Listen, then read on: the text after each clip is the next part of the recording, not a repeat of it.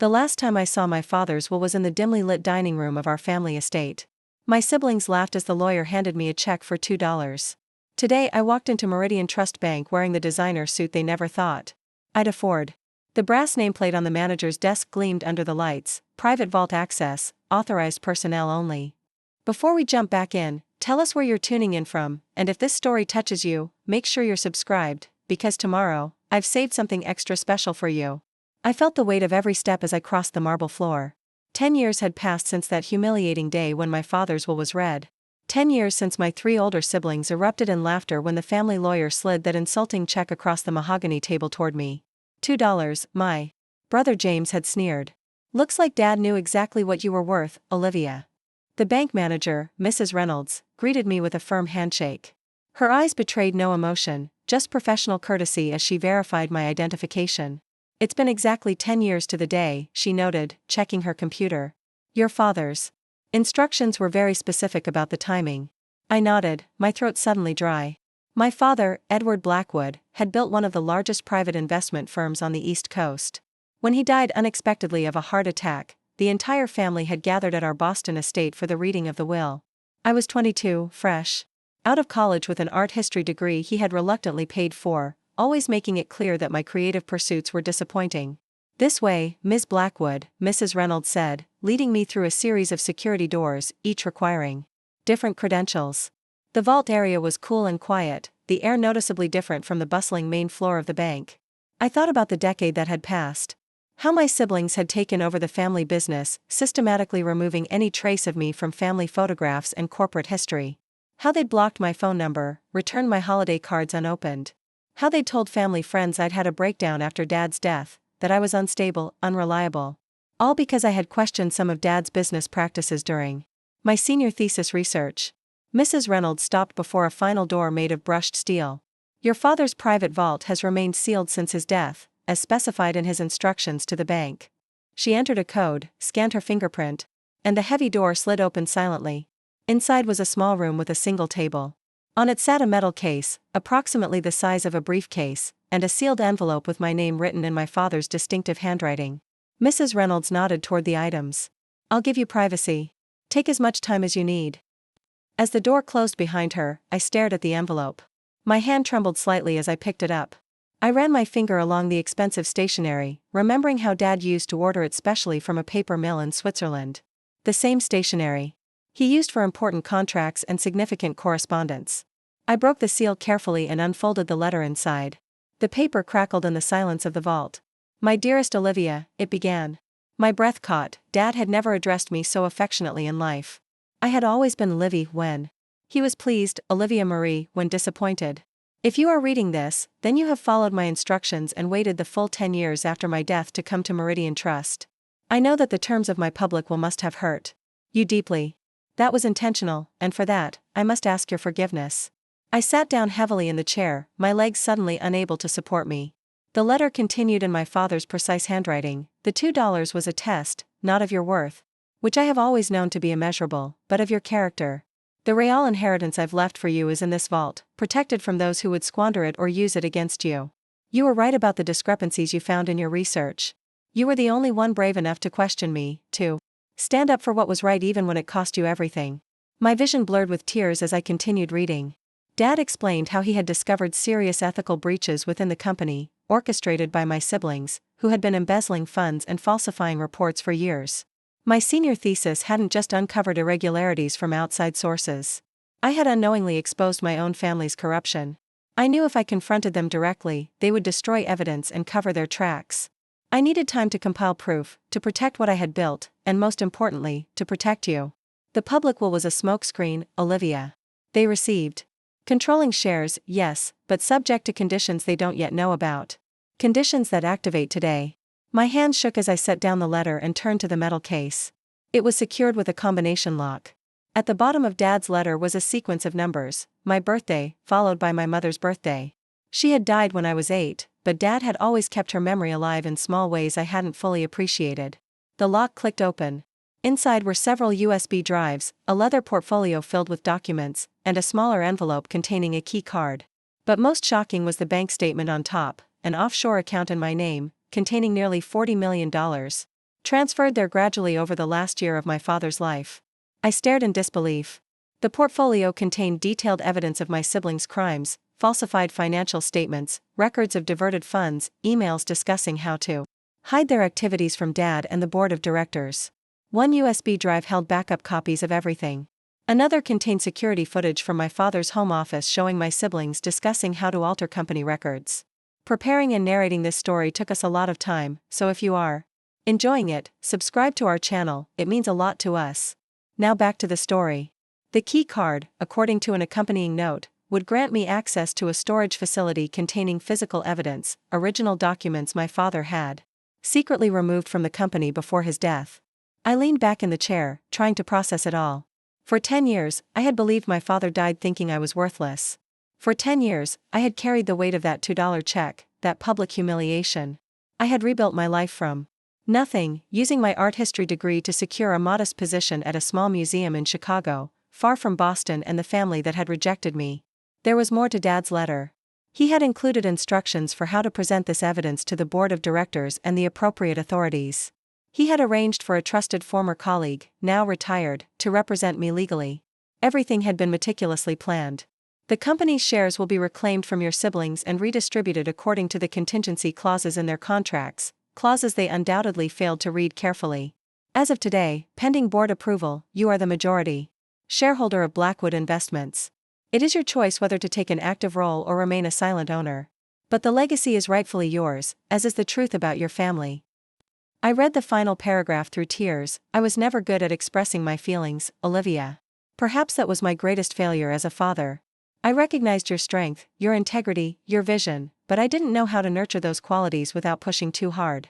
I am proud of you. I have always been proud of you.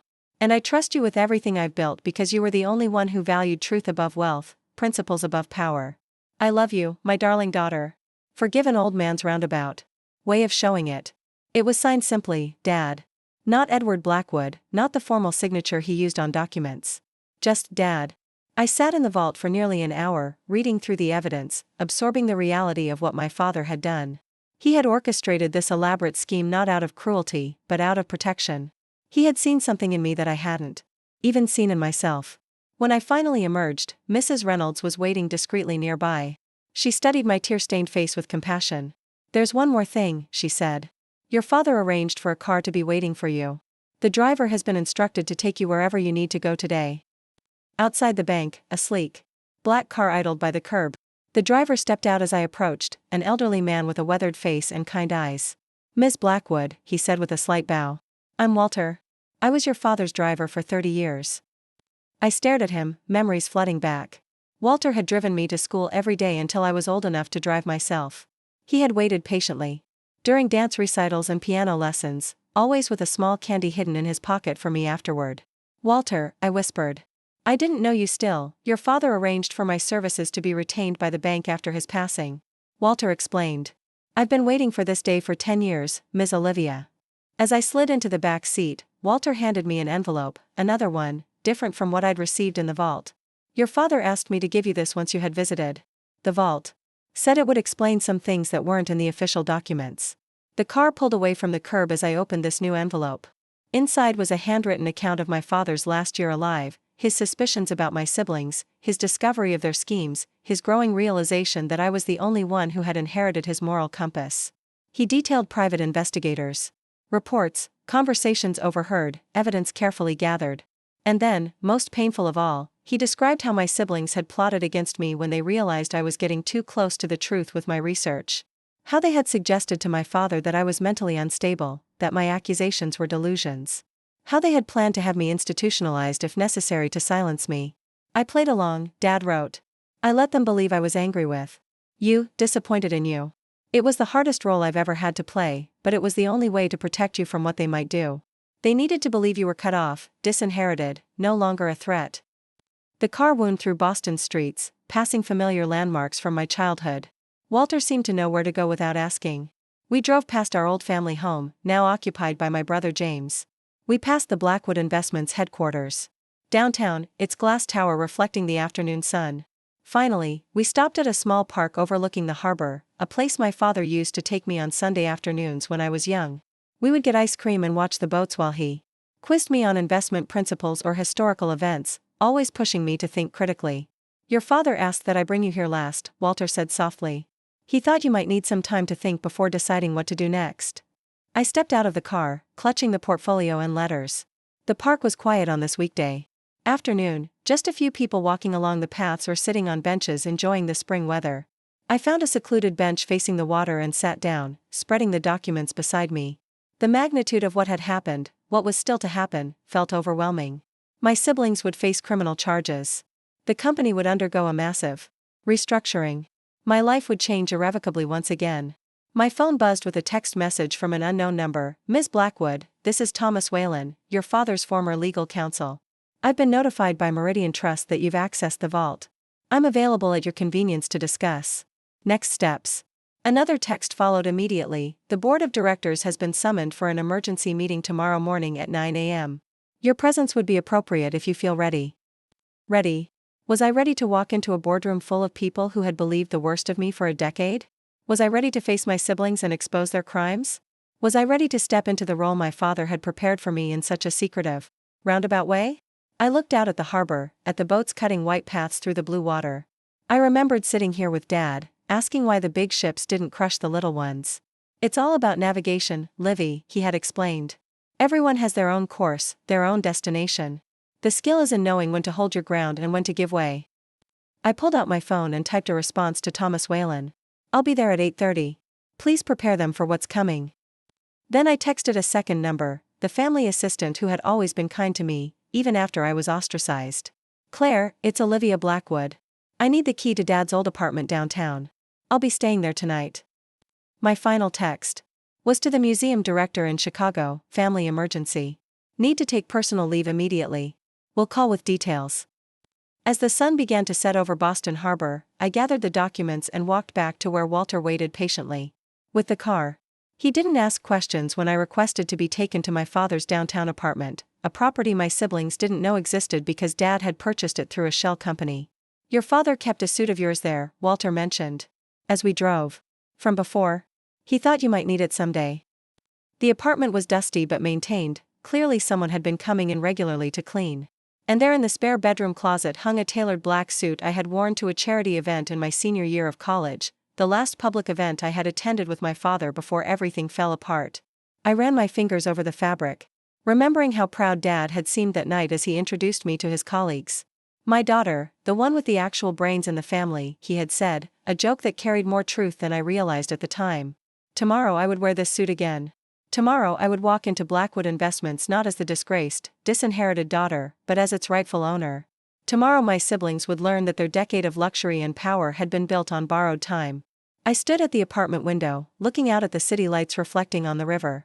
10 years ago, I had left Boston with nothing but a worthless check and a broken heart. Tomorrow I would reclaim not just my inheritance, but my father's truth. And for the first time in a decade, I felt like my father's daughter again. I slept fitfully in my father's downtown apartment, surrounded by echoes of a life I'd been cut out of. The leather-bound books on the shelves, the antique chess set we used to play with, the subtle scent of his cologne that somehow lingered after all these years, everything was both familiar and strange, like a childhood home revisited in dreams. Morning arrived with harsh clarity. I showered and dressed in the preserved suit, which still fit perfectly. As I fastened a simple pearl necklace that had belonged to my mother, found in the apartment's safe along with instructions to wear it today, I studied my reflection. I had my father's eyes, people always said. The same penetrating blue, the same way of looking through pretense to find truth underneath. You were right, I whispered to my reflection, remembering my father's words in his letter. 10 years ago, I had been a senior in college writing my thesis on ethical vulnerabilities in family-owned investment firms. I had used Blackwood Investments as my case study, expecting to find a model of integrity. Instead, I discovered concerning patterns, discrepancies in reported earnings, unusual transfers to offshore accounts. When I brought my findings to my father, presenting them as potential security risks rather than accusations, his face had grown stormy. He dismissed me from his office with a cold, "I'll look into it." 2 weeks later, he suffered a fatal heart attack at his desk. At the funeral, my siblings had closed ranks against me. James, Victoria, and Alexander, all working in executive positions at the company, had barely acknowledged me. When I tried to discuss my concerns about the company with our family lawyer, they interrupted, suggesting I was having a mental breakdown from grief. The will reading 3 days later had been the final blow. While my siblings received controlling shares in the company and millions in assets, I got a check for $2 and a tersely worded statement about my failure to uphold family values. The room had erupted in poorly concealed laughter when the lawyer handed me that check. Victoria had actually slow-clapped. "Well, that settles who the favorite was," Alexander had remarked dryly. James, the oldest and newly appointed CEO, had put his arm around me with false sympathy. "Perhaps this is Dad's way of saying you should make your own way, Olivia. You always wanted to be independent, didn't you?" I had walked out of that room in shock, my world shattered. Within a week, I was locked out of my apartment in the family building, my personal belongings packed in boxes and left with the doorman. My company credit cards were canceled, my health insurance terminated. My tuition payment for my final semester was withdrawn, forcing me to take emergency loans to graduate. I left Boston as soon as I received my degree, changing my phone number and cutting all ties. The museum job in Chicago had been a lifeline, modest pay but enough to start rebuilding. I had used my knowledge of art and authentication to slowly build a reputation as a consultant for private collectors. I had made a life for myself, one careful step at a time. And now, 10 years to the day after that humiliating will reading, I was about to walk back into the lion's den. Walter was waiting downstairs with the car. "The board members have been arriving for the past hour," he informed me. "Your siblings came together about 20 minutes ago. They seemed agitated." I smiled slightly. I imagined the emergency. Board meeting summons was unexpected. "Quite," Walter agreed, a hint of satisfaction in his voice. As we drove, he filled me in on the past decade, how my siblings had grown increasingly lavish in their spending, how the company had expanded aggressively but with concerning patterns of investment, how rumors of impropriety had been quietly squashed. "Your father knew," Walter said quietly as we approached the Blackwood building. "Not at first, but he figured it out. The last 6 months before he died, he was gathering evidence, consulting with trusted advisors in secret. The heart attack, it wasn't entirely unexpected. His doctor had warned him about his blood pressure." I swallowed hard. Did he know it would happen before he could confront them? Walter's eyes met mine in the rearview mirror. He made preparations as though he did. The separate apartment, the offshore accounts, the private vault instructions, all established in those final months. The car pulled up to the curb outside the gleaming Blackwood Tower. Thomas Whalen was waiting, a distinguished man in his 60s with silver hair and alert eyes. He had been my father's closest legal advisor for decades. "Miss Blackwood," he greeted me, extending his hand. "It's good to see you again. You look very much like your father today." "Thank you for your discretion all these years," I replied, shaking his hand firmly. He nodded gravely. Edward was more than a client. His instructions were unorthodox, but I understood his reasons. He gestured toward the building entrance. "Shall we? The board is assembled, including your siblings. They've been told only that there's an issue with the original terms of the will that requires immediate attention." We rode the elevator to the top floor in silence. I clutched the leather portfolio containing the evidence, feeling the weight of what was about to happen. When the doors opened, I took a deep breath and stepped out onto the executive floor where I had once interned during college summers, eager to learn the family business. Claire, the family assistant, was at her desk. Her eyes widened when she saw me, then filled with tears. She had been kind during my darkest days, sneaking me information about which day to clean out my apartment, warning me when my siblings were planning to change the locks. "Olivia," she whispered, rising to embrace me briefly. "You're really here. Thank you for the apartment key last night," I said softly. She nodded, wiping her eyes discreetly. "I've maintained it all these years, just as your father asked. Once a month, fresh flowers on the anniversary of your mother's birthday." That explained the dried flower petals I'd found pressed in a book on the nightstand, remnants of the last bouquet. Thomas cleared his throat gently. "They're waiting in the main boardroom." Claire's expression hardened slightly. "They've been arguing all morning. Something about irregularities in the quarterly reports." I exchanged a glance with Thomas. So it was still happening, the financial manipulation, the cover-ups. Some things never changed. The boardroom doors were closed. Thomas knocked once, then opened them without waiting for a response. He entered first, standing aside to announce, "Board members of Blackwood Investments, I present Olivia Blackwood, majority shareholder effective as of yesterday, in accordance with the sealed codicil to Edward Blackwood's will." I stepped into stunned silence. 12 people sat around the massive oak table where my father had once presided. 9 were board members, longtime company executives, financial partners, and family friends. The other 3 were my siblings, frozen in various expressions of shock and disbelief. Victoria recovered first, her perfectly made-up face contorting with anger. What the hell is this nonsense? She's not a shareholder at all. James rose slowly, his face carefully controlled. As the eldest at 42, he had taken over as CEO after our father's death. Thomas, I believe there's been some mistake. Perhaps we should discuss this privately before continuing. Alexander, the youngest of my siblings at 36 but always the most volatile, simply stared at me with naked hostility. You've got some nerve showing up here, he finally spat. I set my portfolio on the table and remained standing. No mistake, James. The $2 inheritance was conditional. As were your shares. The condition was a 10-year probationary period, during which certain behaviors would trigger automatic redistribution of company ownership. I nodded to Thomas, who began distributing sealed envelopes to each board member. These are copies of the sealed codicil to my father's will, which became executable yesterday, Thomas explained. In addition, there are copies of evidence demonstrating the activation of the redistribution clause. One of the board members, Margaret Chen, who had been our family physician since I was a child, opened her envelope first. She scanned the contents, her expression growing increasingly grave. These are serious allegations, she said, looking from me to my siblings. Embezzlement, falsified financial statements, tax evasion. Ridiculous, James said dismissively, though I noticed he hadn't opened his envelope. Our sister has clearly fabricated these documents as some sort of revenge fantasy. She's been mentally unstable since father's death. I remained calm. The documents aren't fabricated. They were compiled by Dad himself during the last year of his life, after he discovered what you three were doing. He kept them secured in a private vault at Meridian Trust, with instructions that I should access them exactly 10 years after his death. Victoria laughed sharply. Do you honestly expect anyone to believe that? Dad couldn't stand you. That's why you got $2 while we got the company. I looked at her steadily. That's what he wanted you to think. He needed you to believe. I was completely cut off so you wouldn't see me as a threat. So you wouldn't destroy evidence or harm me to protect yourselves. For the first time, uncertainty flickered across James's face. He finally opened his envelope, scanning the contents rapidly. His complexion paled. This can't be, he muttered. Your father's signature has been verified by 2 independent forensic document examiners, Thomas confirmed. As has the authenticity of all evidence presented. I addressed the board directly now.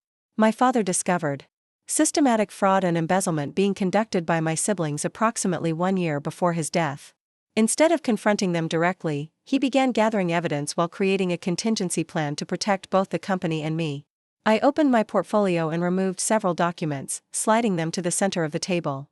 These are copies of original financial records showing discrepancies between reported earnings and actual transactions.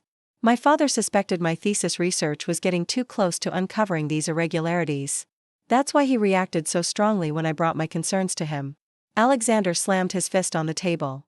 This is absurd. You're going to believe this nonsense after she abandoned the family for 10 years? She couldn't handle that, Dad. Saw her for the disappointment she was. Margaret Chen raised her hand slightly. I'd like to hear Ms. Blackwood out. These documents appear quite thorough. I nodded gratefully to her, then continued. After my father's death, my siblings accelerated their fraudulent activities, believing they had completely escaped detection.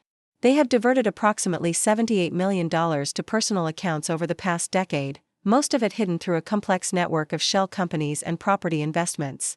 One by one, I laid out the evidence: bank statements, email exchanges, phone transcripts, surveillance footage from my father's home office showing my siblings discussing how to hide their activities. The boardroom grew increasingly tense as the presentation continued. Victoria had stopped protesting and now sat rigid in her chair. Alexander alternated between rage and nervous fidgeting. James maintained his composed facade, but his eyes darted constantly between the documents and the exits. The codicil to my father's will, I concluded, stipulated that if evidence of financial malfeasance was discovered during the 10-year period following his death, all shares granted to James, Victoria, and Alexander would revert to me as the untainted heir. Yesterday, that codicil became executable. As of 9 a.m. this morning, I own 67% of Blackwood Investments. This is a hostile takeover, James said coldly. We'll fight this in court. Thomas smiled thinly. I wouldn't recommend that approach. The evidence of criminal activity is quite compelling. Pursuing litigation would only ensure it becomes public record. You can't do this, Victoria hissed at me. You know nothing about running this company. I met her gaze steadily. I know. enough not to steal from it. One of the board members, Harold Winters, cleared his throat. He had been my father's roommate in college and his closest friend. I move that we temporarily suspend James, Victoria, and Alexander Blackwood from their positions pending full investigation of these allegations. Seconded, said Margaret Chen promptly. James stood up abruptly. This is ridiculous. We don't even know if these documents are legitimate. Actually, came a new voice from the doorway, we do. Everyone turned to see Claire standing there, holding a USB drive. I have copies of the original files, she said quietly. Your father gave them to me for safekeeping the week before he died. He made me promise to come forward if his contingency plan was ever activated. The look of betrayal on my siblings' faces would have been satisfying if it weren't so pathetic. They had never considered that the loyal assistant they had taken for granted might have allegiances beyond them. I would like to call for a vote, Harold said firmly. All in favor of temporarily suspending the current executive team pending investigation, please raise your hand. One by one, hands went up around the table. 7 out of 9 board members supported the motion. The motion carries, Harold announced. Now, as to the matter of interim leadership. I nominate Olivia Blackwood as interim CEO, Margaret said immediately. As majority shareholder and the only Blackwood not implicated in wrongdoing, she is the logical choice. James laughed bitterly. She has no experience. She's worked in some tiny museum for a decade. She'll destroy everything we've built. Everything you've stolen, you mean, I corrected him calmly. And you're right, I don't have executive experience. That's why I've asked Thomas to help me assemble a transition team of industry experts to guide the company through the next 6 months while we determine the best path forward. Alexander stood up so violently his chair crashed to the floor behind him. This is insane. You can't just walk in here after 10 years and take everything. I'm not taking anything, I replied. I'm reclaiming what was protected for me, and saving what you would have eventually destroyed through greed and arrogance. Victoria's voice was ice cold. You've made enemies today, Olivia. Powerful ones. I smiled slightly. Actually, I made them 10 years ago when I started asking questions no one wanted answered. The difference is that now I have the power to do something about it.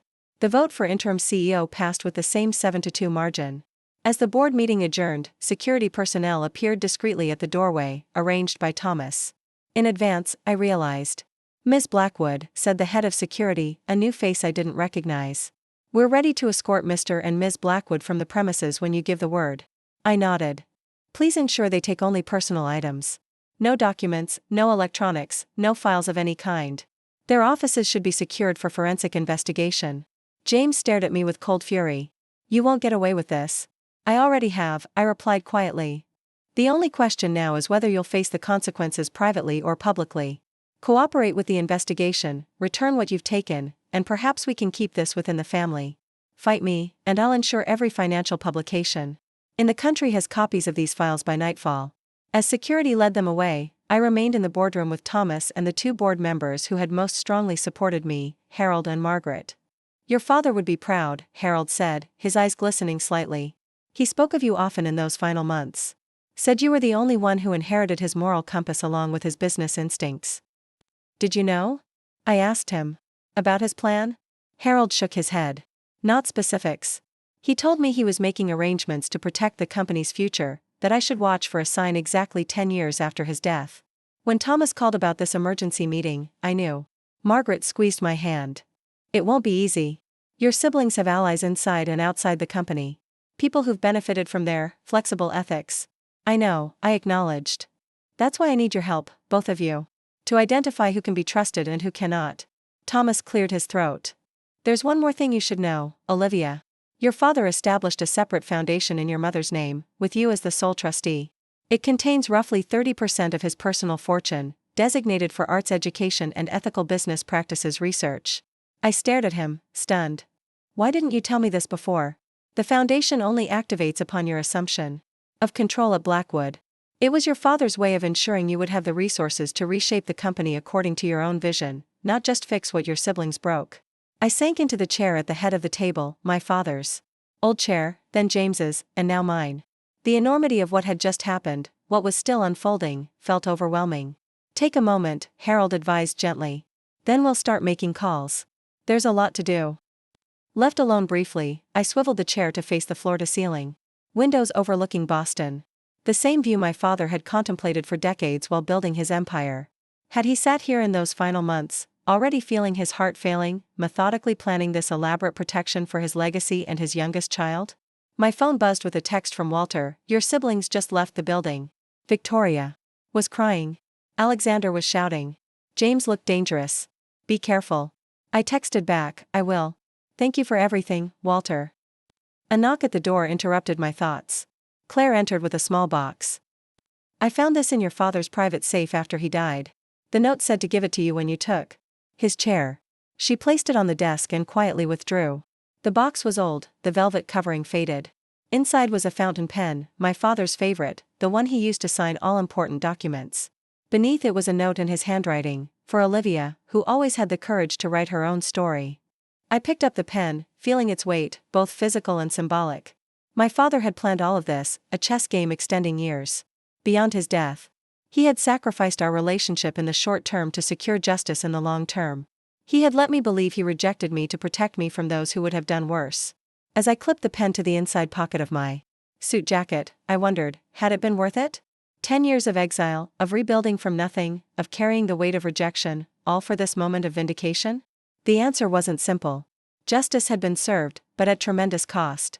My father's protection had come with profound pain. His trust in me had been expressed through the cruelest test imaginable. Yet here I was, in his chair, with his pen, preparing to reclaim not just a company but a legacy. The path ahead would be challenging: restructuring the company, repairing relationships with clients, deciding whether to pursue criminal charges against my own siblings. Thomas reappeared at the door. "The executive team is gathered in the conference room, waiting to meet their new CEO. Are you ready?" I stood up, straightening my mother's pearls. "Yes," I said, surprising myself with how steady my voice sounded. "I'm ready." The $2 check that had once symbolized my worthlessness now seemed almost comical in its irony. My father had known exactly what he was doing all along, testing whether I would rebuild myself from nothing, whether I would stay true to my principles even when they cost me everything. As I walked toward the conference room to meet my new executive team, I realized that the true inheritance hadn't been in the vault at all.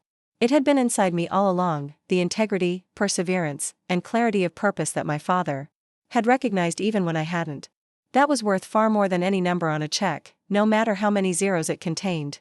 The first 30 days as CEO of Blackwood Investments passed in a blur of meetings, revelations, and difficult decisions. I worked 18-hour days, sleeping on the leather couch in my father's, now my, office more often than I returned to the downtown apartment. Each morning brought new challenges: nervous investors seeking reassurance, employees uncertain where their loyalties should lie, regulatory officials asking increasingly pointed questions about the company's past financial statements. I had expected resistance. What I hadn't anticipated was the wall of silence from longtime employees who had benefited from my siblings' corrupt practices. Department heads suddenly couldn't locate key files. Financial records were discovered to be accidentally corrupted. Email archives mysteriously developed gaps precisely where important communications should have been. "They're protecting themselves," Thomas explained during one late-night strategy session. "Many of them facilitated your siblings' schemes, whether knowingly or through willful ignorance.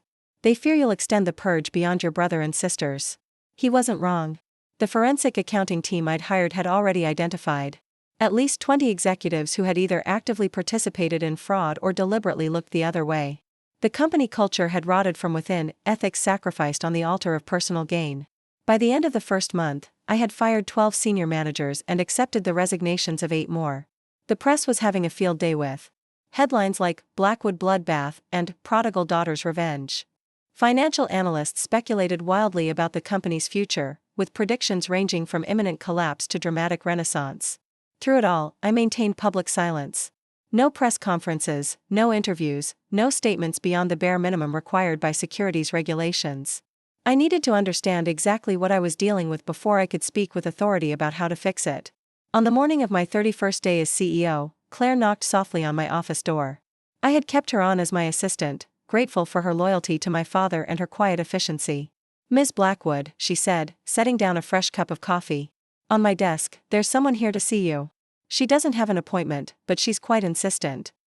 I glanced at my already packed schedule. "Who is it?" "Leah Donovan. Says she's an old friend from Chicago."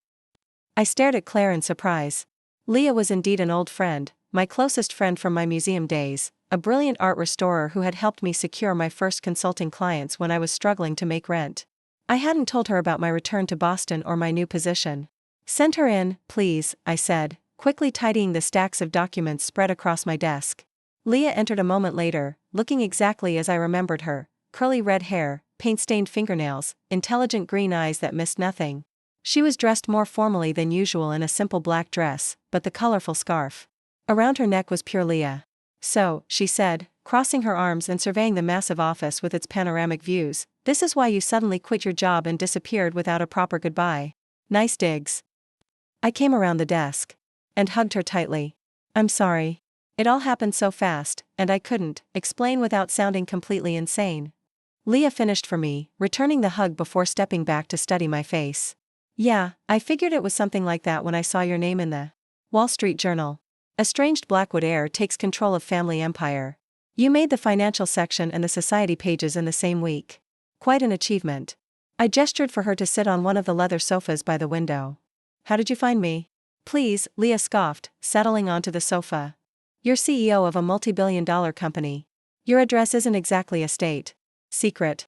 She hesitated, then added more gently, "Besides, you still list me as your emergency contact on everything.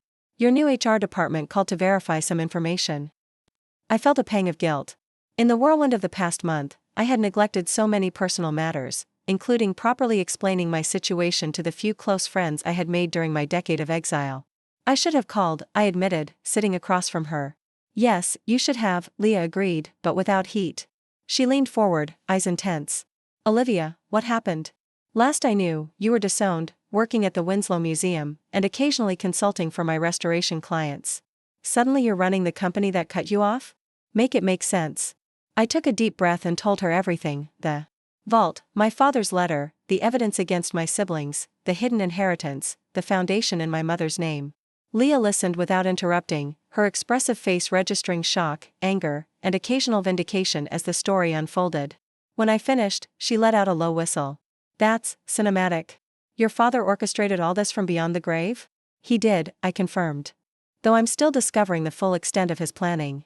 Every week seems to bring some new revelation, some piece of the puzzle clicking into place." Leah shook her head slowly. "And your siblings? What happened to them?" My expression hardened slightly. "James is in Switzerland, supposedly for health reasons but actually hiding from potential criminal charges. Victoria is living in her Beacon Hill townhouse, maintaining the fiction that she's on a sabbatical. Alexander has apparently had a spiritual awakening and joined some meditation retreat in Arizona. So they just walked away? After what they did to you? After what they did to the company." I sighed, running a hand through my hair. "It's complicated. The evidence against them is overwhelming, but pursuing criminal charges means dragging the company's reputation through a very public mud pit. Our legal team and the board are divided on whether the benefit of justice outweighs the potential damage to shareholder value." "And what do you think?" Leah pressed. I was silent for a moment, looking out at the Boston skyline. "I think they should face consequences. But I also think my father structured things this way for a reason. He could have exposed them directly, but he chose this path instead, removing them from power while giving them a chance to retreat rather than face public humiliation." "Very generous of him," Leah said dryly. "After he let you suffer for 10 years thinking he despised you." The bluntness of her assessment hit me hard. Despite everything I had learned, I had been avoiding confronting my feelings about my father's methods. Yes, he had ultimately vindicated me, but at what cost? 10 years of my life spent believing I was worthless to him. 10 years of rebuilding from nothing while my siblings enjoyed the fruits of their crimes. "You're angry with him," I observed quietly. "Damn right I'm angry with him," Leah confirmed. "I'm the one who sat with you night after night during that first year, watching you cry yourself to sleep. I'm the one who helped you apply for emergency financial aid when your tuition got yanked. I'm the one who saw what the rejection did to you." She leaned forward, taking my hands in hers. "He may have had his reasons, Olivia, but there had to have been another way." Her words released something in me, a dam of emotions I had been holding back since finding that letter in the vault. I had been so focused on executing my father's plan, on saving the company, on proving myself worthy of his trust, that I hadn't allowed myself to process the full impact of his deception. "I keep asking myself if it was worth it," I admitted, my voice barely above a whisper. "If the end justified the means. He protected the company, he secured my inheritance, he ensured justice would eventually be served. But he let me believe a lie for a decade. He let me suffer when a single private message could have given me hope." Leah squeezed my hands. "Have You been back to the house? Your childhood home? I shook my head. It belongs to James now. Or it did. The ownership may transfer to me under the terms of the codicil, but I haven't had time to deal with personal property matters. I think you should go, Leah said firmly. Not to reclaim it, but to confront the past. To see it with new eyes. Before I could respond, Claire knocked and entered with an apologetic expression. I'm sorry to interrupt, Ms. Blackwood, but the SEC investigators are here for your 11 o'clock meeting. Reality came crashing back. Whatever emotional reckoning I needed to have with my father's memory would have to wait. The present demanded my attention. I have to go, I told Leah, standing reluctantly. I know. She rose as well. But this conversation isn't over. I'm staying at the Four Seasons for 3 days. Have dinner with me tonight. No business talk, no strategy sessions, just two friends catching up. For the first time in weeks, I felt a genuine smile spread across my face. I'd like that. After Leah left, I smoothed my suit and prepared to meet the Securities and Exchange Commission team that had been investigating Blackwood Investments since the leadership change. They were thorough, professional, and relentless in their pursuit of information about the company's past financial reporting. I had instructed all departments to cooperate fully, believing transparency was the only path to redemption. The meeting lasted 3 hours, during which I answered dozens of questions about transactions I had only recently learned about myself. By the time they left, I was mentally exhausted but cautiously optimistic. The lead investigator had hinted that my proactive approach to disclosure was being noted favorably. Claire appeared as I was gathering my things to head out for my dinner with Leah. Before you go, Ms. Blackwood, this came for you by courier. Marked personal and confidential. She handed me a thick envelope bearing the logo of my father's personal attorney, not Thomas Whalen, but Jerome Caldwell, who had handled his private affairs. Thank you, Claire. Have a good evening. Once alone, I opened the envelope. Inside was a letter from Jerome explaining that he had been instructed to deliver certain personal items to me exactly 30 days after I assumed control of Blackwood Investments. Accompanying the letter was a small key with a tag identifying it as belonging to a safe deposit box at Boston National Bank, along with authorization documents allowing me access. I glanced at my watch. The bank would close in 45 minutes, just enough time if I hurried. Dinner with Leah wasn't for another 3 hours. I grabbed my coat and headed for the elevator. Boston National Bank was an old institution, housed in a stately building of granite and marble. The manager escorted me personally to the safe deposit vault once my identification and authorization were verified. Mr. Blackwood was a valued client for many years, he explained as we descended in the elevator. He maintained several accounts and deposit boxes with us. The safe deposit box was smaller than I had expected. The manager left me in a private viewing room to examine its contents. With slightly trembling hands, I turned the key and opened the box. Inside was a velvet jewelry case and a sealed envelope with my name on it, again in my father's distinctive handwriting. I opened the envelope first. My dearest Olivia, it began, just like the letter in the vault. If you are reading this, then 30 days have passed since you took control of Blackwood Investments. I imagine these have been difficult days, filled with discoveries both painful and necessary. I paused, struck by how accurately he had predicted the situation I now found myself in. How well he had known what would unfold after his elaborate plan was set in motion. The jewelry case contains your mother's engagement ring, the letter continued. She always wanted you to have it when the time was right. I kept it separate from the family jewels to ensure your siblings couldn't claim it. It belongs to you and no one else. I opened the case to find a stunning sapphire and diamond ring. I remembered it from my childhood, the deep blue stone catching the light whenever my mother moved her hand.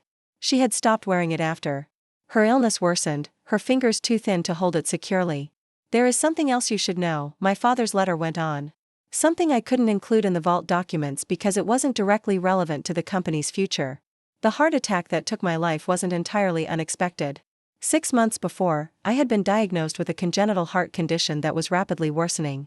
The doctors gave me perhaps a year to live. I gasped softly. This was entirely new information. None of the other documents had mentioned his health. I chose not to tell anyone, not your siblings, not you, not even the board. I needed time to put my affairs in order without interference or premature power struggles. The discovery of your siblings' financial misconduct accelerated my plans, but the basic framework was already in development. My eyes blurred with tears as I continued reading. I want you to understand that I never intended to leave you in darkness for a full decade. My original plan included a trusted intermediary who would contact you after 5 years with a partial explanation. That person was Claire's predecessor, Eleanor Hughes. Unfortunately, Eleanor died in a car accident 3 years after my passing. With her died the contingency plan for earlier contact. A tear splashed onto the paper. Eleanor. I remembered her, my father's longtime assistant before Claire, a grandmotherly woman who had always kept candy in her desk for me when I visited the office as a child. She had sent me a kind note after my father's funeral, one of the few people who had reached out. And then, apparently, she had died before she could fulfill her final duty to my father. I recognize that nothing can adequately compensate for the years you spent believing yourself rejected and disinherited. I can only hope that the truth provides some measure of peace, and that you understand my actions were motivated by love and a desire to protect you from those who would have destroyed you to protect themselves. The letter concluded, "You have always been my greatest pride, Olivia. Not for your achievements, impressive though they are, but for your character. Your mother would be so proud of the woman you've become. I am only sorry I couldn't live to see you claim your rightful place at the helm of Blackwood Investments. Lead with integrity, as I know you will. All my love, Dad." I sat motionless for several minutes, the letter in one hand, my mother's ring in the other. A complex mixture of emotions washed over me: grief for the father I had lost twice, once to death and once to apparent rejection, anger at the unnecessary years of separation, relief at finally understanding the full picture, and a profound sadness for the relationship we might have had if he had trusted me with the truth from the beginning. The bank manager knocked gently on the door. "Ms. Blackwood?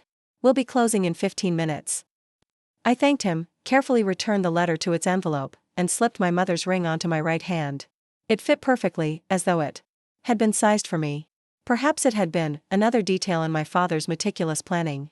Instead of heading directly to meet Leah, I instructed my driver to take me to the old family home in Beacon Hill. I needed to see it, as Leah had suggested, with the perspective of everything I now knew. The elegant brownstone looked much as I remembered it, though the front garden was less carefully tended than when my mother had overseen it.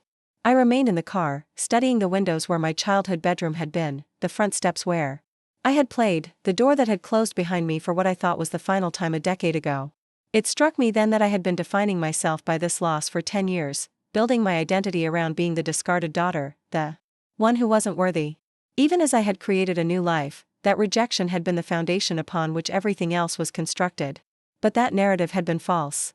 I hadn't been rejected, I had been protected, albeit in a misguided way. I hadn't been disinherited. I had been the only true heir all along.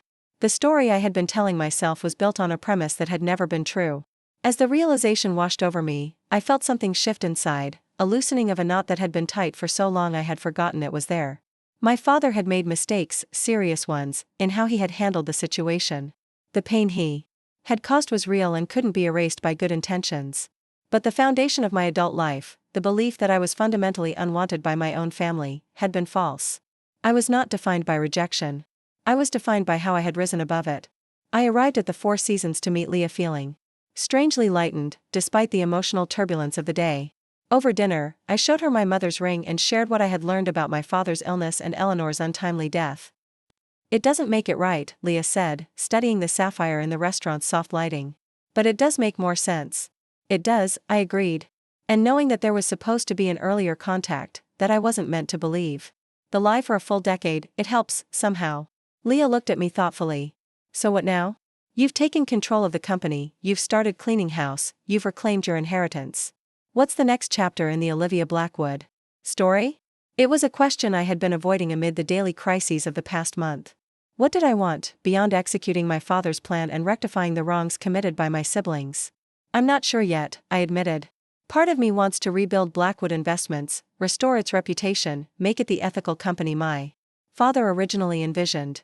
Another part wonders if I should sell my shares once the crisis is resolved and use the foundation he created to pursue my own passions." "Which are?" I smiled, remembering the art history degree my father had reluctantly funded, the museum job that had sustained me during my years of exile. Making art accessible to people who might not otherwise experience it. Using creative expression as a path to healing and connection. "That sounds like something worth building," Leah observed.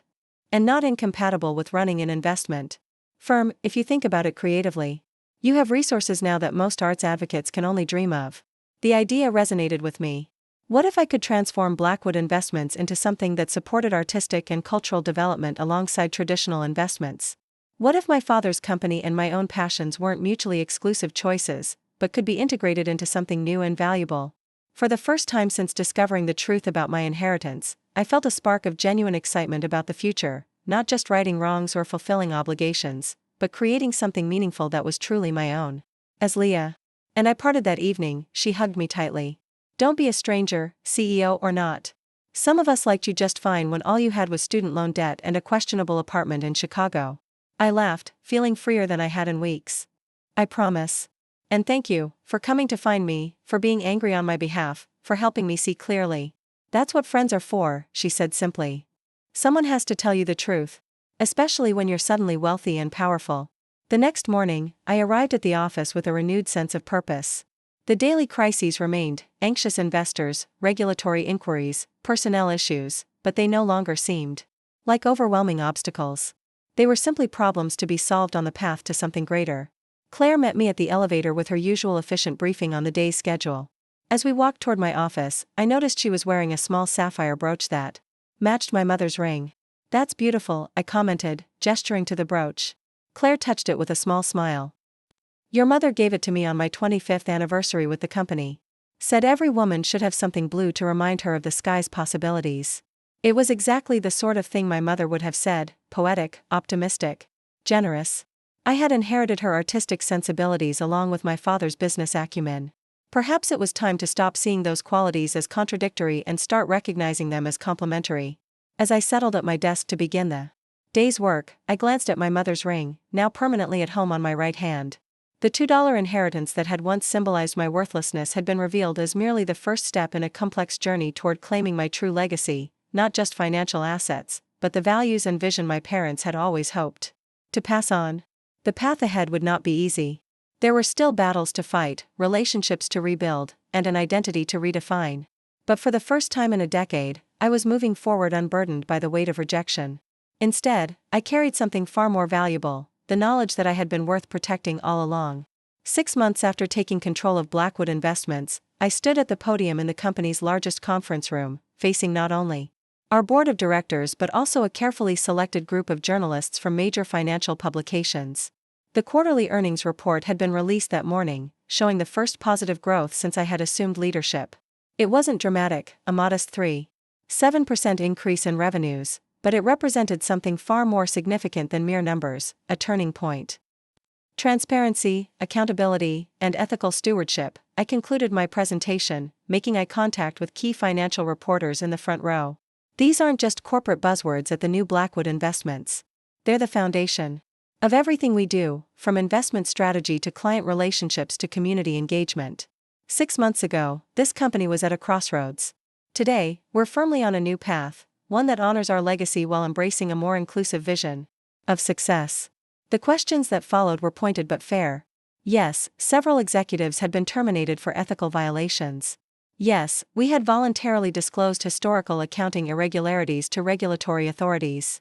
Yes, we had established a restitution fund for clients who had been negatively impacted by previous management decisions. When asked directly about my siblings, I gave the carefully crafted response Thomas and our PR team had developed. My brothers and sister have chosen to pursue other opportunities. The company wishes them well in their future endeavors. The assembled journalists recognized the corporate euphemism for what it was, but the legal settlement we had reached with James, Victoria, and Alexander included strict non-disparagement clauses on both sides. What I didn't share publicly was the painful family meeting that had preceded that settlement. After weeks of legal maneuvering and threats, my siblings had finally agreed to meet me at Thomas's office, neutral territory. I had arrived early, steeling myself for confrontation, for accusations and anger. Victoria had entered first, her normally perfect appearance slightly disheveled, dark circles visible beneath her expertly applied makeup. Alexander followed, sullen and defensive.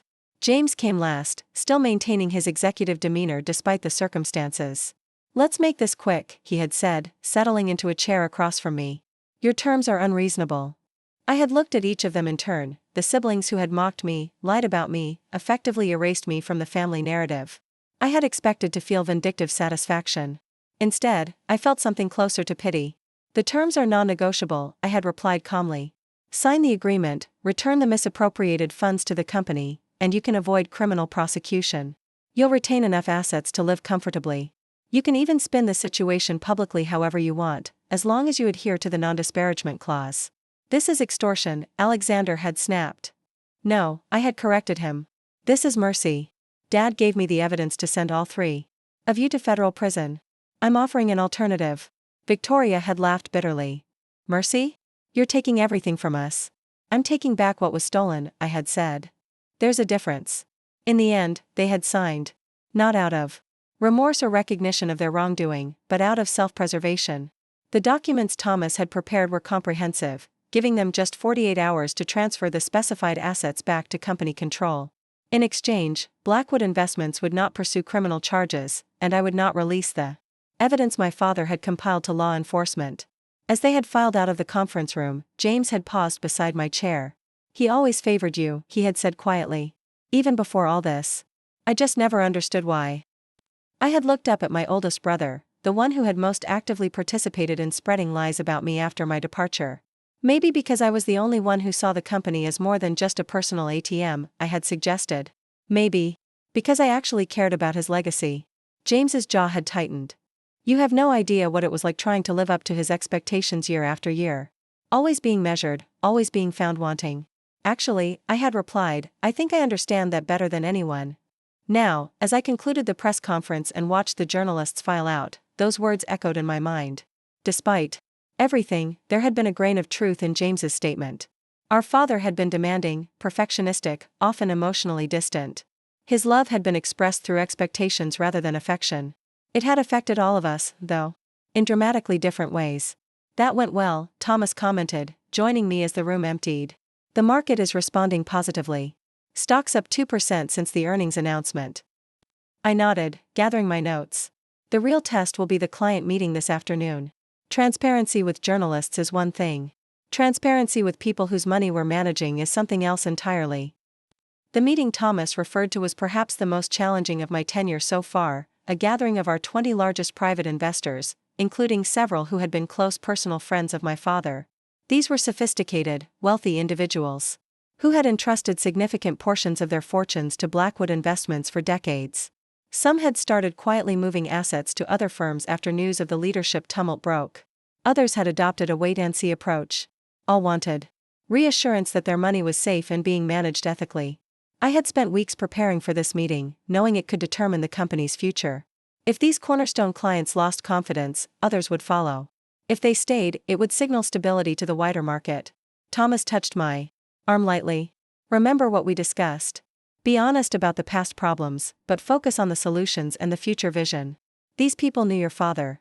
Many of them watched you grow up. They want to believe in you. I appreciated his guidance, but I had my own strategy for this particular audience. Yes, I would be honest about the company's troubles, but I would also share something I hadn't disclosed publicly, my plans for the Elizabeth Blackwood Foundation, named for my mother. As I entered the oak-paneled dining room of the Boston Harbor Hotel where the lunch meeting was being held, familiar faces turned toward me. Most were men in their 60s and 70s, contemporaries of my father, though a few younger faces were scattered among them, children who had inherited their parents' wealth and client relationships with Blackwood. Gerald Humphrey, who had been my father's roommate at Harvard Business School, rose to greet me. Olivia, he said warmly, taking both my hands in his. You look more like your mother every time I see you. Others offered similar greetings, some genuine, some cautious. I recognized the calculation behind their cordial smiles. They were evaluating me, trying to determine if I was truly my father's daughter in the ways that mattered to their financial interests. Once everyone was seated and the first course had been served, I stood to address the room. Thank you all for coming today. I know many of you have questions about the changes at Blackwood Investments over the past 6 months. I'm here to answer those questions honestly and to share my vision for the company's future. For the next 20 minutes, I walked them through the steps we had taken to correct the irregularities discovered after my father's death. I acknowledged the breach of trust these revelations represented, took full responsibility on behalf of the company, and detailed the safeguards we had implemented to prevent similar issues in the future. The room remained silent, faces impassive. These were people who had navigated financial markets for decades. They knew how to hide their reactions until they had all the information. Now, I continued, I want to share something I haven't discussed publicly yet. I paused, looking around the table. My father left specific instructions for the creation of a foundation in my mother's name, with me as the primary trustee. The Elizabeth Blackwood Foundation will focus on two areas: arts education for underserved communities and the promotion of ethical business practices. Interest flickered across several faces. This was new information, a piece of the puzzle they hadn't anticipated. The foundation will be funded with 20% of my personal inheritance, I explained. But more importantly, it represents the future direction of Blackwood Investments itself. We are establishing an impact investment division that will identify and support businesses that demonstrate both financial viability and positive social impact. Walter Carrington, who managed a significant family office, frowned slightly. That sounds admirable, Olivia, but impact investing typically yields lower returns. How do you reconcile that with your fiduciary duty to maximize profits for your clients? It was the question I had been waiting for, the fundamental concern beneath all the polite inquiries about restructuring and compliance measures. That's a common misconception, Walter, I replied. The data actually shows that well-structured impact investments can deliver returns comparable to traditional investments, often with lower volatility over time. But more importantly, I believe the definition of maximizing returns is evolving. Increasingly, investors, particularly younger ones, are looking for both financial performance and alignment with their values. I gestured to the portfolio folders placed at each seat. If you'll open these, you'll find a prospectus for our new Blackwood Legacy Fund. This fund integrates rigorous financial analysis with environmental, social, and governance metrics. The back page shows the projected 10-year returns based on backtesting against market performance over the past 2 decades. There was a rustle of paper as they turned to the relevant page. The numbers spoke for themselves. Our model projected returns within 0.5% of traditional investment approaches, with significantly reduced risk profiles during market downturns. This isn't charity, I emphasized. It's smart business that happens to do good in the world. It's also, I believe, what my father would have wanted for the company's evolution. Gerald Humphrey closed his folder slowly. Edward was always ahead of the curve, he acknowledged. He talked about sustainable investing years before it became fashionable. He did, I agreed. And he instilled those values in me, along with a deep respect for the trust clients place in their financial advisors. That trust was damaged by recent events at Blackwood. I understand that. What I'm asking for today is the opportunity to earn it back. The conversation that followed was detailed and challenging. These were sophisticated investors who asked penetrating questions about everything from our new compliance procedures to our strategy for attracting younger clients. I answered each question directly, acknowledging limitations where they existed, and providing concrete plans where we had them. By the time dessert was served, the atmosphere had shifted noticeably. The initial skepticism had given way to cautious optimism. Several clients who had been considering withdrawing their investments indicated they would maintain their positions for now. 2 actually expressed interest in increasing their allocations to the new legacy fund. As the meeting concluded and people began to leave, Elaine Woodward, one of the few women in the group and a trustee for a major charitable foundation, approached me privately. Your mother would be proud, she said quietly. Not just of the foundation, but of how you've handled all of this. Elizabeth always said you had both Edward's head for business and her heart for humanity. It seems she was right. I felt a rush of emotion at the mention of my mother. She had died when I was young, but her influence had shaped me in ways I was still discovering. Did you know her well? I asked. Elaine smiled. We were at Radcliffe together. I was a bridesmaid at their wedding. She hesitated, then added, Elizabeth was the one who convinced Edward to look beyond pure profit metrics. She believed wealth created responsibility, not just opportunity. This was a side of my parents' relationship I had never fully understood. My memories of my mother were fragmented, her laugh, the smell of her perfume, the gentle way she would correct my posture at the piano. The idea that she had been instrumental in shaping my father's business philosophy was both surprising and deeply meaningful. Thank you for telling me that, I said sincerely. I wish I had more time with her. She's with you more than you know, Elaine replied, patting my hand. I see her in everything you're doing here. With that, she joined the others heading for the elevators.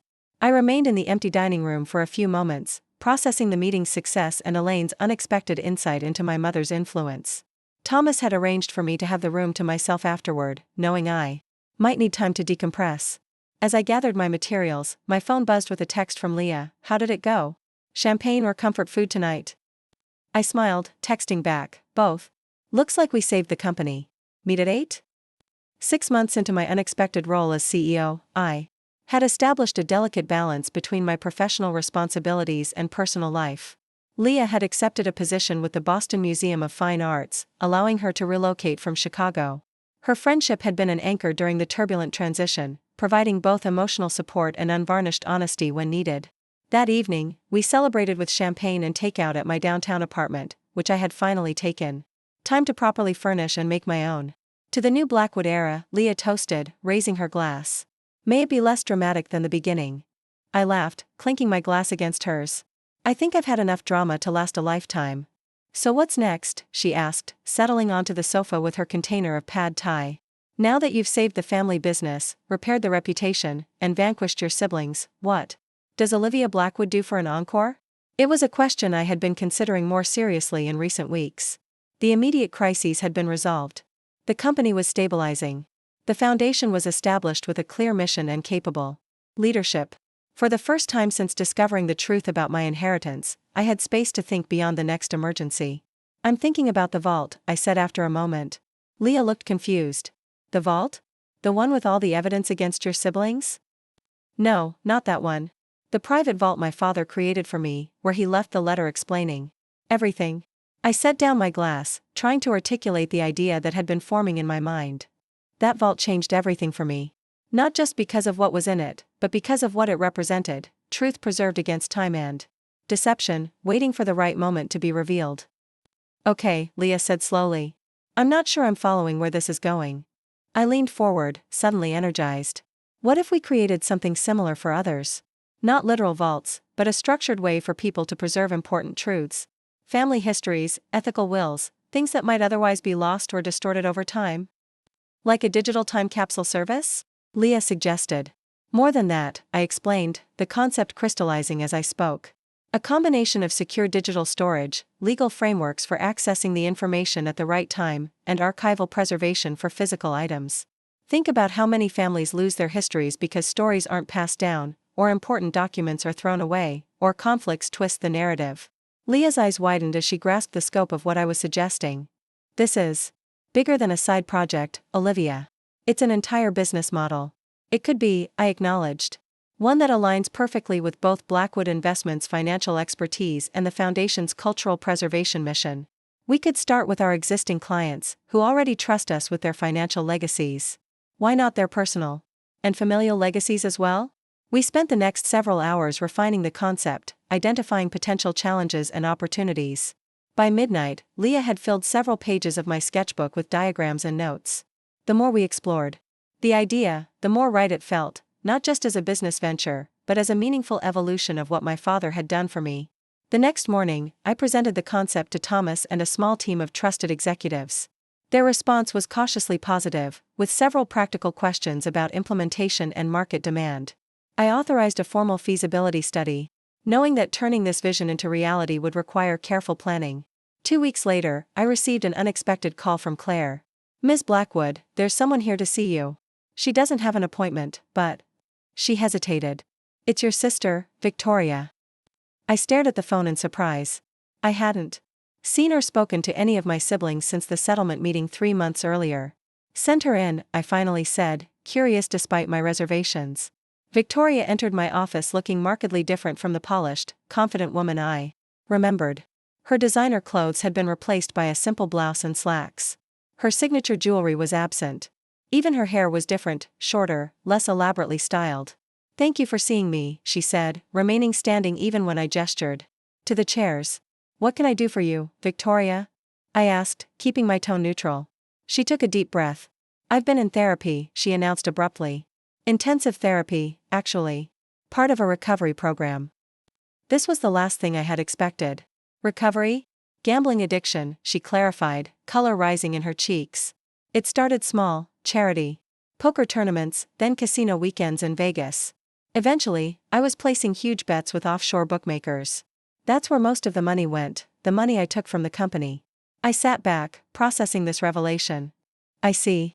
I'm not making excuses, Victoria continued quickly. What I did was wrong, regardless of why I did it. But part of recovery is making amends where possible. She finally sat down, perching on the edge of the chair. I can't repay the money, the settlement took everything.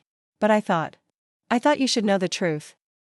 It was a surreal moment, my sister, who had participated in my effective banishment from the family, now seeking some form of absolution. I studied her face, looking for signs of manipulation or hidden agenda. What I saw instead was exhaustion. And something that looked remarkably like sincerity. "Why tell me this now?" I asked.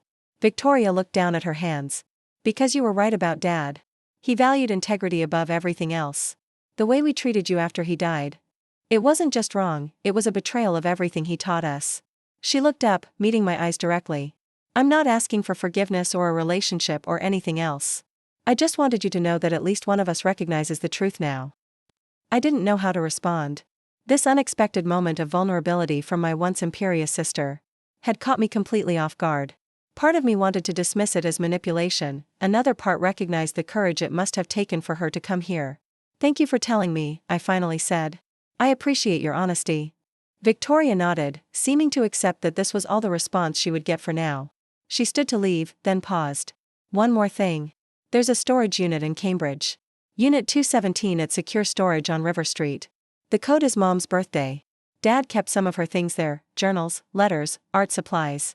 Things that didn't fit in the safe deposit boxes. I thought you might want to know." With that, she left as abruptly as she had arrived, leaving me to contemplate this unexpected olive branch and the new piece of the puzzle she had provided. That weekend, I visited the storage unit Victoria had mentioned.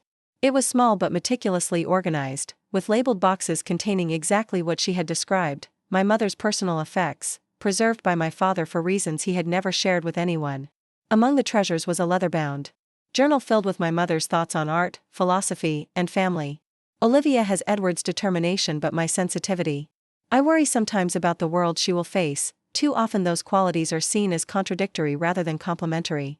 My hope is that she will learn to value both equally, to see that strength can exist alongside compassion, that success need not come at the expense of humanity.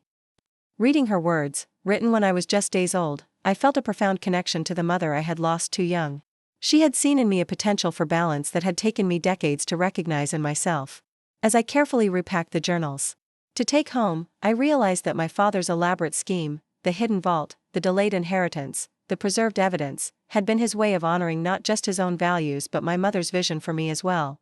In his methodical, somewhat emotionally distant way, he had created the conditions for me to become exactly the person my mother had hoped I would be, someone who valued both determination and sensitivity, who could succeed while maintaining her humanity.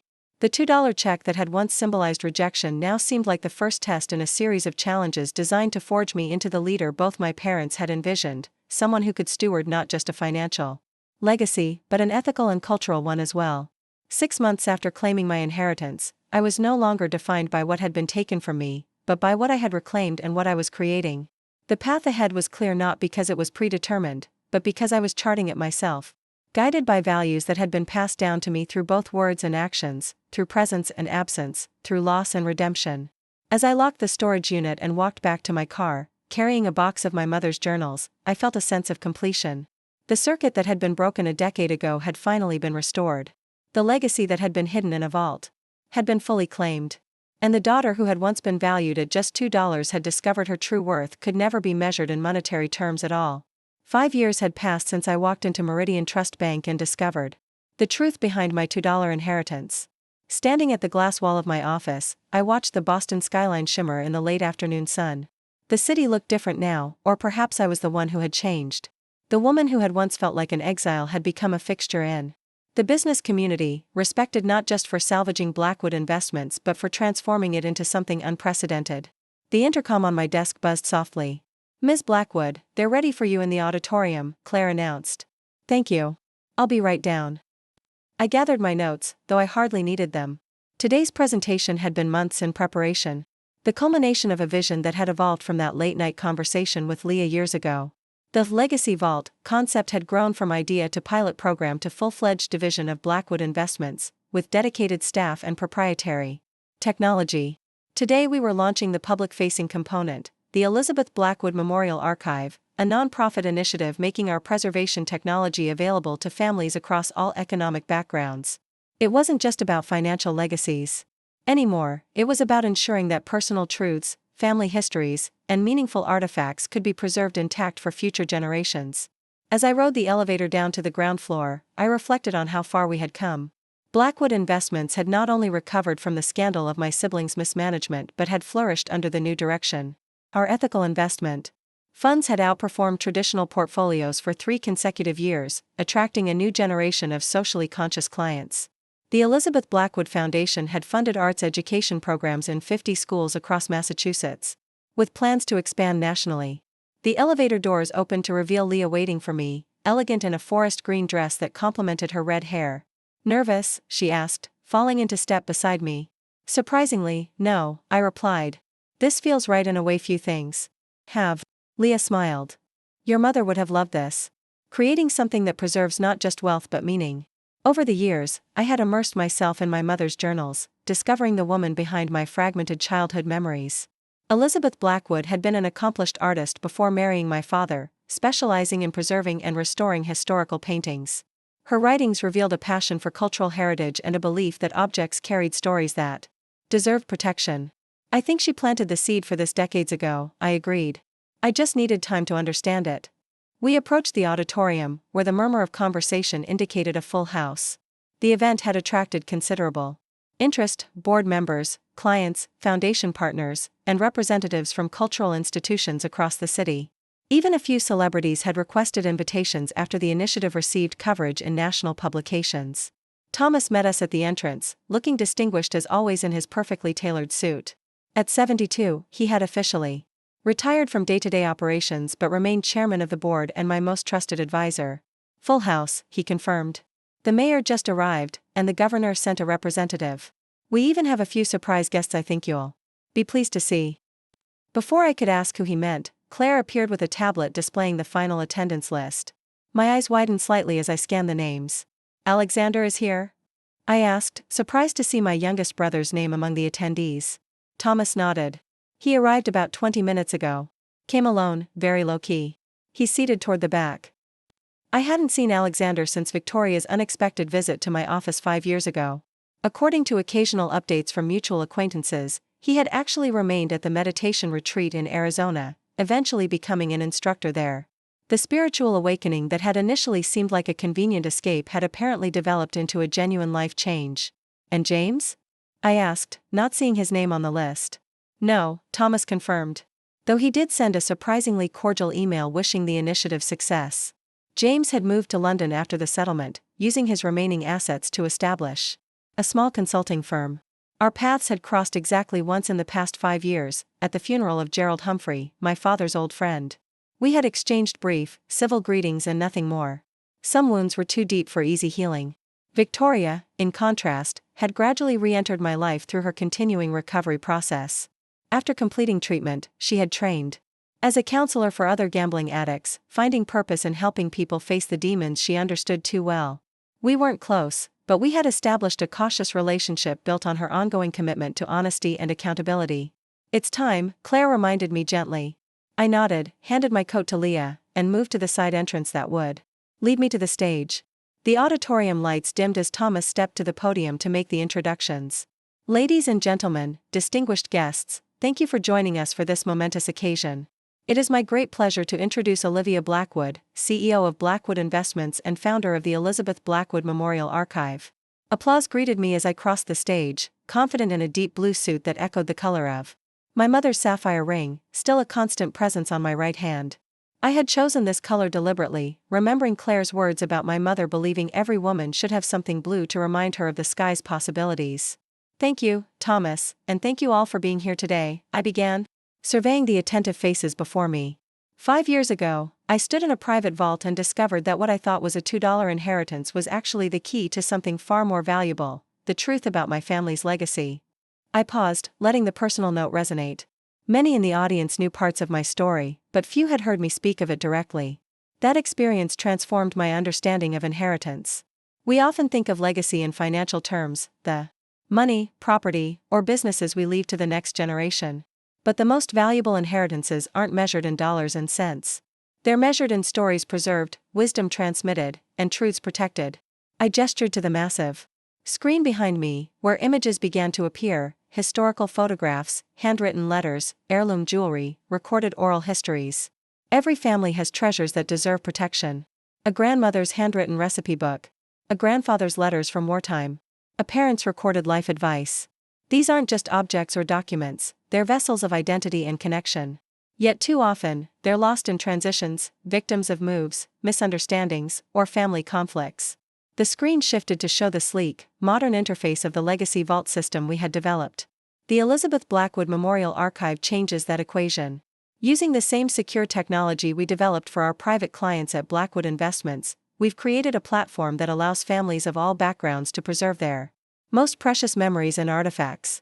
Digital items can be uploaded directly. Physical items can be photographed, described, and their locations recorded. All of it secured and accessible only to designated family members, when and how the creator intends. For the next 20 minutes, I detailed the features of the system, the encryption protocols, the legal frameworks, the physical preservation techniques. I explained how users could create time-locked vaults similar to what my father had established, with contents revealed only at specific future dates or under particular circumstances. But technology alone isn't enough, I continued, moving to the heart of the initiative. That's why the Elizabeth Blackwood Foundation is committing $20 million to ensure this resource is available to everyone, regardless of economic status. Community centers in underserved neighborhoods will receive equipment and training to help families document their histories. Senior centers will have recording studios where elders can preserve their stories. Schools will integrate legacy preservation into their history curricula. The audience responded with enthusiastic applause. This was more than corporate philanthropy. It was a reimagining of how cultural preservation could work across socioeconomic boundaries. My mother believed that every life contains a story worth telling, and every story deserves to be preserved with integrity, I said, my voice softening slightly. When she died, I lost not only her presence but the chance to hear many of her stories. Years later, I discovered her journals, preserved by my father in a storage unit I didn't know existed until my sister told me about it. I hadn't planned to mention Victoria, but the acknowledgement felt right in the moment. From my peripheral vision, I saw her straighten slightly in her seat, her expression a complex mixture of surprise and gratitude. Those journals reconnected me with my mother's voice, her wisdom, her artistic vision. They became a blueprint not just for this initiative, but for the kind of leader and person I aspire to be. The screen behind me changed to a black and white photograph of my mother in her studio, paintbrush in hand, smiling at the camera with the same expression I sometimes caught in my own reflection. The Elizabeth Blackwood Memorial Archive officially opens today, with 300 families already participating in our pilot program. Their testimonials are available on our website, along with application forms for families who wish to participate in the subsidized program.